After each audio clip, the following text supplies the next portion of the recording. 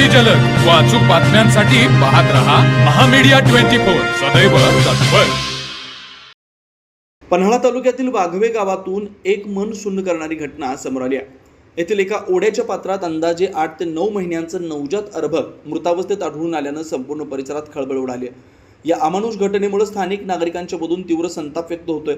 Panhala police या प्रकरणाचा कसून तपास करतात. वाघवे येथून पन्हाळगडाकडे जाणाऱ्या रस्त्यालगत असलेल्या ओढ्यात सायंकाळी 5च्या सुमारास धक्कादायक प्रकार उघडकीस आला. भरवस्तीत असलेल्या या ओढ्याजवळ गावातील काही लहान मुलं क्रिकेट खेळत होती.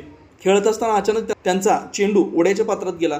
मुलांनी काठीच्या साहाय्याने चेंडू बाहेर काढण्याचा प्रयत्न केला असता त्यांना पाण्यात एका लहान बालकाचा हात तरंगताना दिसला. घाबरलेल्या मुलांनी तातडीने पळत जाऊन या घटनेची माहिती गावातील नागरिकांना दिली. नागरिकांनी तातडीने ओढ्याकडे धाव घेतली असता तिथे नवजात अर्भक असल्याचं स्पष्ट झालं. हे अर्भक साधारण 5 ते 6 दिवसांपूर्वीच पाण्यात टाकून दिलं असावं असा प्राथमिक अंदाज वर्तवण्यात येतोय. संबंधित ओढ्याच्या परिसरात पथदिव्यांची सोय नसल्यानं रात्रीच्या वेळी तिथं पूर्ण अंधार असतो.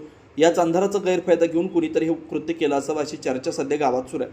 हे अर्भक अनैतिक संबंधातून जन्माला आल्यानं किंवा बेकायदेशीर गर्भपातानंतर पुरावा नष्ट करण्यासाठी इथं टाकलं गेलं का या दृष्टीने तर्कवितर्क लढवले जातात.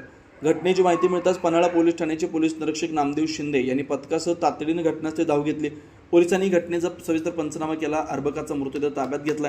हे कृत्य करणाऱ्या निर्दयी पालकांचा शोध घेण्याचं मोठं आव्हान आता पोलिसांसमोर आहे. या हृदयद्रावक घटनेमुळे वाघवे परिसरातून प्रचंड हळहळ व्यक्त होते. दोषींवर कठोर कारवाई करण्याची मागणी नागरिकांच्यातून केली जाते. तर मग चला सबस्क्राईब करायला विसरू नका महामीडिया 24 न्यूज चॅनलला. महामीडिया 24 सदैव तत्पर.